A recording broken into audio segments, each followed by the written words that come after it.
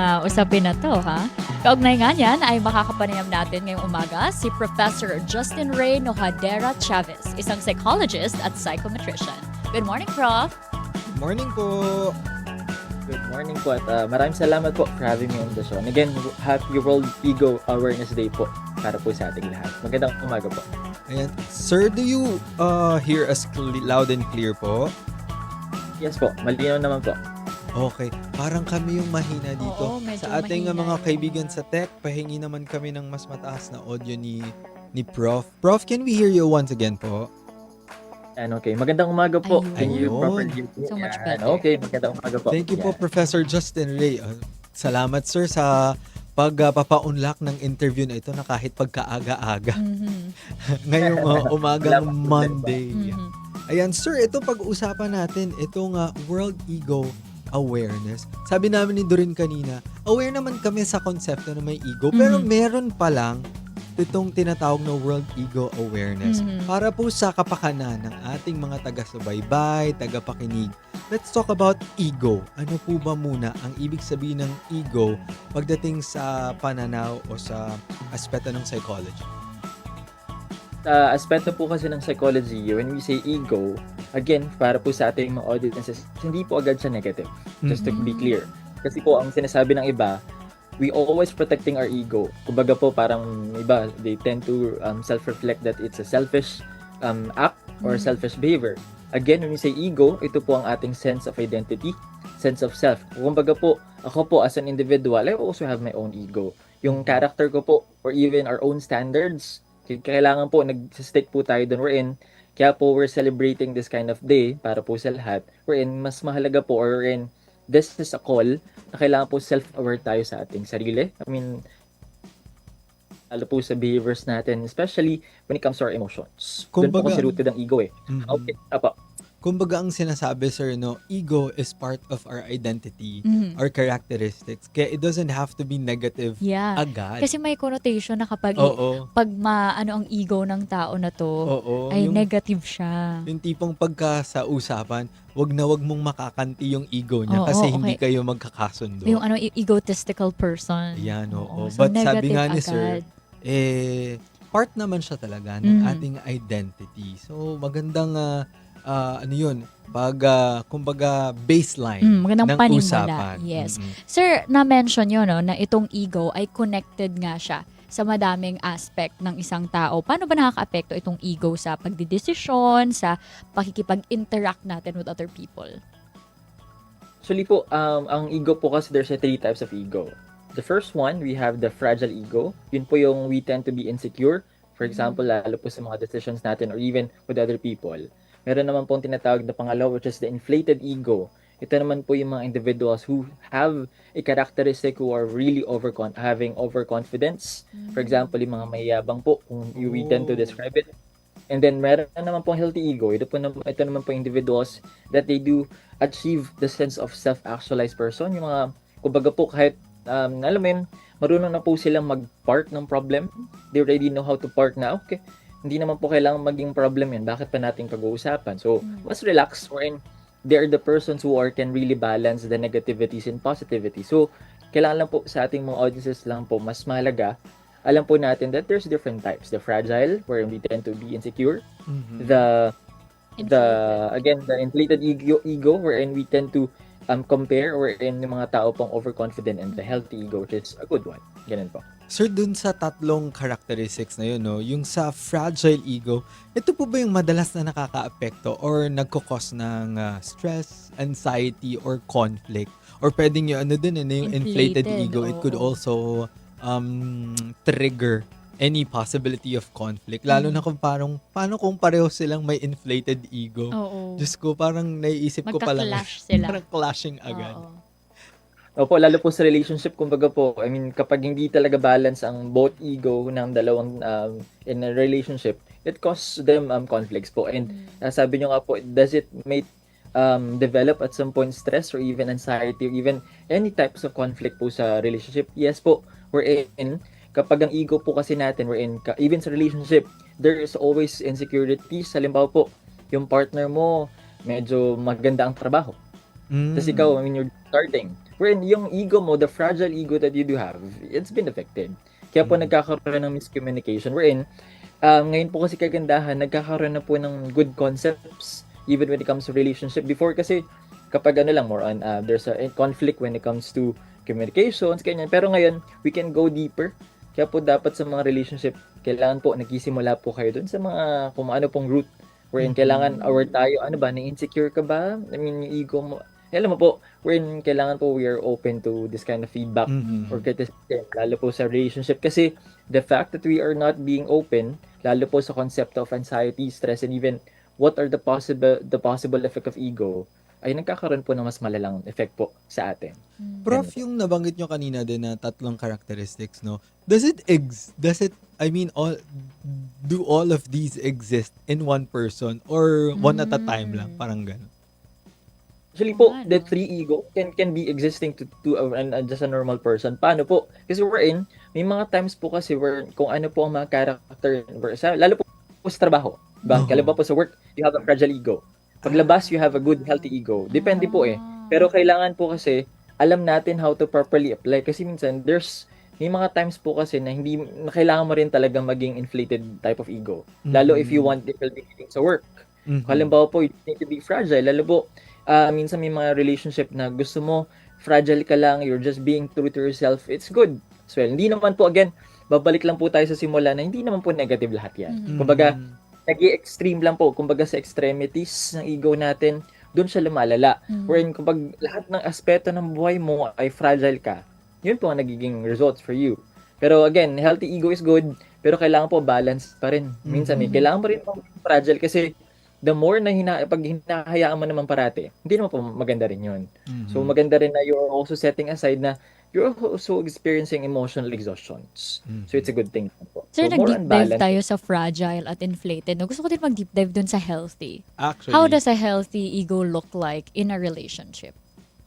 Actually po, when you say healthy ego, it's more on the individual who can really balance, again, the positive and negative. For example po, merong problem ang relationship. Doon lang, lagi po, either intimacy naman po yun or friends or even with family. Yung importante po kasi that we're going back. Saan ba tayo nanggaling? Halimbawa po, balik lang tayo sa intimacy tayo. Halimbawa pa nag-away ang both partners. So, importante, alam nyo po both, saan kayo nanggaling? Halimbawa, dahil hindi mo kasi ako pinansin kanina, hindi mo ko binilan ng ganyan. So, at least, alam mo yung mga possible factors. And that's a healthy ego. Wherein, bumababa po kayo parehas, sabay kayo bumababa, at nakikita po kayo sa gitna.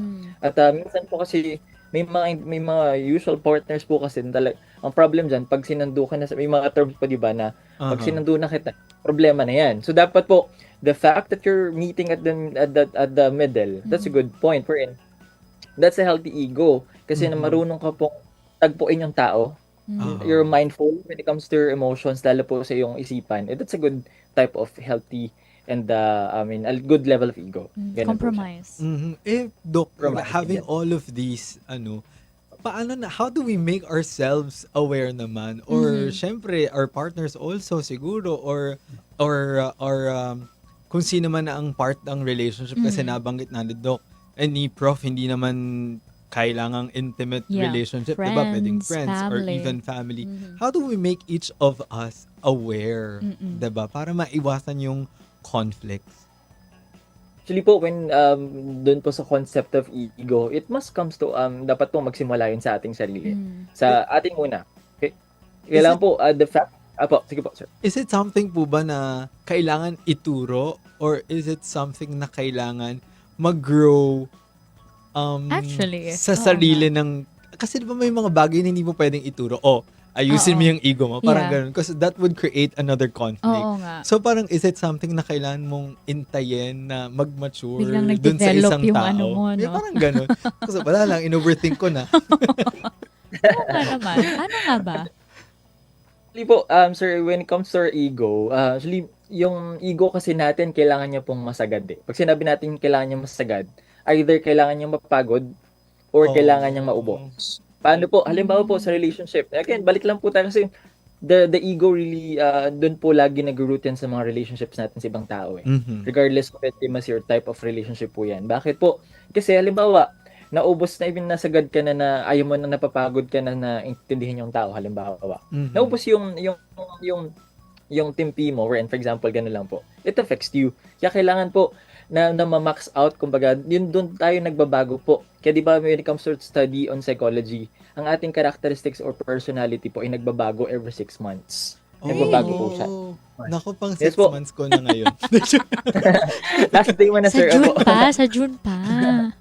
Go ahead. Sir. Go ahead, bro. Opo, we're in our character po are being developed every 6 months regardless po. Kasi ang bilang daw po nun kung kailan tayo pinanganak.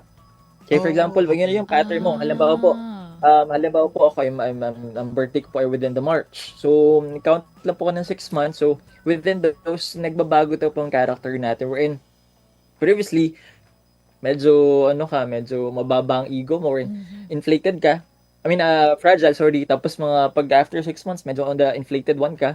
Then after another 6 months, dahil natawid mo na inflated, babalik ka sa healthy ego type of character. Parang ganun po. More on development. Kaya po kailangan aware tayo sa may mga ganun po, there's a changes. Kumbaga, pero bumabalik din po tayo sa ating mga fragile times, inflated times, and even a healthy type of ego. Dahil nagbilang si Prof nung kasi March siya, di ba? Nakita ko. Sabi sa'yo, pang ano ko na ngayon kasi October ako. So, kung 6 months, either April or May, nagbago na yung personality Sa akin, ko. June 23 yung birthday ko, di ba? June 24, bagong tao na. Nako. Oo. Healthy ego na ako. Sa June 24 pa. Pero yun nga, Prof. So, in order for each of us, or siguro yung mga kasama namin sa isang pwedeng workplace relationship din, is it something na kailangang i-consulta to professionals, to experts, psychologists, psychometrician, para kung mayroon ng mga If you need conflict help, na, diba? pag may mga conflict na feeling mo, irreparable, parang ganun. Irreparable. Irreparable. yung concept of ego kasi po, again, hindi naman po siya need to be clinically consulted. Yun, sabi niyo po kanina, there's a concept of egoism. Meron, kumbaga po, may mga taong sobrang self-focused na naman nila, where wala na silang paki sa environment nila. And lagi po nating tatandaan sa psychology po kasi, the reason why you'll be consulted or the reason why you'll be needed to be checked, kailangan po, you need to check two concerns. Number 1, nakaka-apekto na po ba siya sa ibang tao? Number 2, nakaka-apekto na ba siya sa ating sarili? Yung dalawang factors lang po, ganun lang. Wherein kapag, and especially the third one, I'll be adding one, yung durations po. Gaano na ba katagal yung ganung effect sa'yo, halimbawa po. And the fact that napapansin nyo na po na may effect sa ibang tao, effect sa akin, at tumagal na siya na halos 1 month or every hour, even 6 months, halimbawa lang po. Ganun na katagal. So, I really suggest po, really recommend sa ating mga audiences po na magpa-check na po. Kasi kapag masyadong self-focus naman tayo, minsan, hindi na po tayo nakikinig sa ibang tao kasi we're already having our inflated type of ego. So, importante po that we also being fragile minsan. At least we can listen to other people's opinion. Ganun pa. Nabanggit ni Sir kanina yung tungkol sa kailangan na ma-max out. Isn't it draining, Sir, kapag kiintayin pang ma-max out yung ego or yung timpe ng isang tao for one to adjust to another or to the environment? So, the fact that you're being, not technically negative type of max out. Wherein, alam na po natin na, okay, we're good na, kasi minsan may mga tao Just po knowing that your is just limits. trying. Yes, you know your limits. Kumbaga po, hanggang okay pa ako dito. Yan, hanggang sa lang po, not overly negative types of max out. Wherein, we just want to be aware na, hindi naman sa naubos, pero more on being, okay, na at least na-experience po natin. Halimbawa lang, na yung nagalit ka, ayan, okay. Kasi it's part of our being self-aware.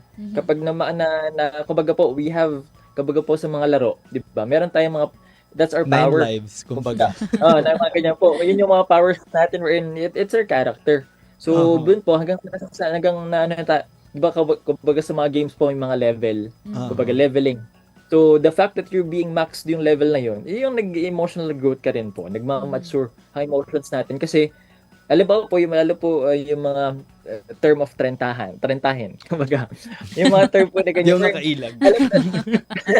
Hindi nakailag. Wait, at some point, natapos na po tayo dun sa part na lumalabas ka, tapos ka na dun sa mga, yung nagbabar at some point or getting out with your friends. Mas gusto mo na lang mas peaceful kasi na-max out mo na po siya. Yung ganun type of level or Ganun sa akin. personality. Na-max out ko na din. Parang ganun po. So, kumbaga, it's part of our ego as well. Na tapos na tayo sa ganung part eh. Ang development natin is more another emotional, mature individual. Parang ganun. Saka maganda din nga yung nabanggit kanina na know your limits, ano? Para Yeah. at least hindi naabot dun sa point na mag-aaway kayo sa kung sino man yung kasama mo sa relationship. Let's say, family. O wag mo nang, parang, kumbaga, wag mo nang iintayin Yes. na baka mag-away pa tayo, ganun. Tsaka another thing na nabanggit ni Sir ay yung you adjust. Mhm. Kasi kung nasagad ka and then you do the same thing again, hindi ka mag-improve. Mhm. Diba? Your relationships will not improve either. So I think it's key na kapag nakita mo na, okay, ito pala yung limit ko, ito pala, ganito pala ako masagad, you adjust accordingly. How do I approach this situation better next time? Pero ang maganda rin sana, I just hope na yung iba din, kasi diba maganda na ganyan ka mag-isip. Kunyari, ganito tayo mag-isip. Pero, paano kapag yung other end, hindi siya, kumbaga ano pa siya, inflated pa siya. Gets. Kasi hindi niya nakikita yung effect niya towards others. So parang parang hindi kayo magmi-meet. Yun ata yung sinasabi ni Prof kanina na hindi kayo nagmi-meet kasi sinundo mo na siya. Okay. Nga po. Tama ba yun, Prof? Yes po, kasi pag the fact na sinando mo na po ang isang tao or partner mo sa dulo, I mean, that's a big problem na po. Kasi hindi na kayo nagkakaintindihan eh. Kailangan mo na po siyang hilahin dun sa gitna for you just to meet. Parang ganun po. Parang more on visualization lang po ang ginagawa ko. Gets. Parang ganun lang po. Namin lang po. Yan lang. Pero sir, what do you think would be the best lesson na dapat namin, or kasama kami kasi Yes. very interested ako dito sa usapin ng ego. Ego. What do you think would be the best lesson na dapat matandaan nating lahat ngayong World Ego Awareness Day? Po, the concept of the World Ego Awareness Day, this is and it's not just a celebration. It's more on being actually self-aware sa ating emotions. And kailangan po natin, when it comes to this kind of lesson, basically, we need to really balance between confidence and self-awareness. The fact na mas kilala niyo po ang inyong mga sarili, mas mahal niyo po ang inyong sarili, basically. Kasi kailangan po mag-root lang po on loving yourself parate. Yun lang po ang laging roots of everything. Bakit? Because the fact that you can love yourself, you can also respect and love other people. Kumbaga po, it's more on balance eh. Again, medyo cliche man po pakinggan ang salitang love and even self-love. Pero kapag mas alam mo po kasi mamanage ang emotions mo, you can really consider yourself mature. You can really consider yourself na mas you're really validating na you're more on the growth side rather than validation sa social media. Kasi may mga tao pa rin pong really dependent sa numbers, sa followers nila sa social media wherein regardless depende naman po sa mag-post ka lang na mag-post, deadma. Diba? It's more on expressing yourself regardless po kasi alam mo, lumabas ka ng bansa, you just want to post it. Post mo lang, nag-enjoy ka naman dyan, you just want to share it to other people. Regardless kasi may mga tao pong nape-pressure na kailangan on the day sila nagpo-post. Yeah. Kasi it will increase their ego or their confidence. Kailangan po, alam din po natin na regardless po, mahalaga po na the opinions of other people will not be a criticism, but somehow a good thing na makakatulong po sa atin at hindi po siya negative dapat.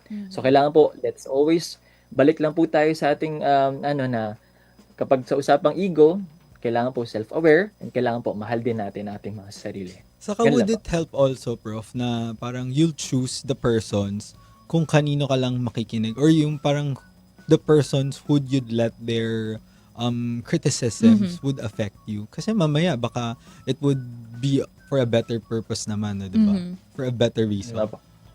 Actually po, especially sa friends, kailangan po rooted lagi yung numbers kasi may mga tao pa rin pong very dependent sa numbers of people around them eh. Always remember po that quality is better than quantity. Yes. Again, Amen. pag quality, kahit regardless po, kahit, again, quality over quantity. Kahit po isa or dalawa lang po friends natin, that's enough. Kasi po sila po makapagkakatiwalaan natin. Minsan, lalo po sa may mga asawa na kahit asawa lang nila, regardless, masaya na po sila eh. And yun po, kasi it maintains our ego. It maintains our standards. Kumbaga po na hindi natin kailangan sabihin pa sa iba yung nararamdaman natin or kwento natin. Kasi masaya na tayo na we're really seeking validation to those people na kahit small circle lang po ay enough na po sa atin. Ganun po. Nako, More on balance. Naku, napakaganda ng discussion natin Very with interesting, Professor Justin. Pero, sir, maraming salamat for all of these things that you've taught us this morning about ego. I think, I think, not I think, I'm sure yung mga tagapakinig, taga-subaybay natin, baka they're already creating Oo. conversations Yes. amongst their circle ngayon. And that is Kung- the point, to And that start is a the point. conversation To start- about it. Yes, and also, sabi nga ni Sir, World Awareness Day is not just a mere celebration. Mhm. It could also spark an encouragement Yeah. for everyone na hindi lang maging aware for our ego Mhm. today. Mhm. Let's be aware let's be aware kung ano yung meron tayo every day para din nagkakaroon tayo ng healthier relationships Yes. with the others or the people around us.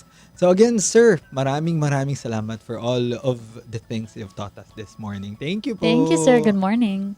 We hope to have you Sir again. Jerry. So ulitin po. Yes. Magandang umaga po ulit. Yes, sir. Thank you, sir. Thank you. Ingat po kayo.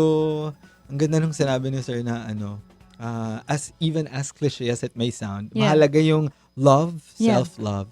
Saka parang pwede mo siyang gamitin dun sa concept ng ripples of kindness, di ba? Yeah. Parang you just do one act of kindness and Mhm. then you'll create It will ripple. ripples. Yeah. Pero maganda din siya sa concept ng love. If you love yourself, Mhm. there's much love to give na to Yeah. others. Yeah. Para love lang. World- Sabi nga ni Miss Chris Aquino, Love, love, love.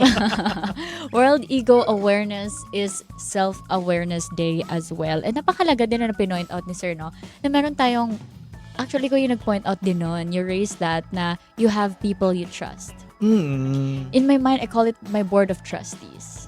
So, itong mga taong to, because it's hard to be self-aware all the time. Lalo na kung napapangunahan tayo ng emosyon natin. So, yung ating board of trustees, whether it's your family, your friends, your significant other, sila yung mag-guide sa'yo na, okay, medyo sumobra ka doon, Oo. medyo nasaktan ako doon sa sinabi mo, ganon. Yun, mahalaga nga yun. If you call that your board Board of of trustees, trustees. sa akin naman, innermost circle. Kasi Oh. during college, di ba, merong theory of yung parang onion. Mhm. Di ba, pag kinat Right, mo yung oo. onion sa half, makita mo yung circle Yeah. niya. Mhm. So sa akin, yung pinakaloob, pinaka-closest circle, okay, yung that's your innermost innermost circle, that's circle. my most trusted persons in my life. Your board of trustees. Yes, that's my version of board of trustees. So mga kababayan, it's on 9:34 in the morning. Baka it's time to text or kumustahin nyo ang inyong Yung board of trustees.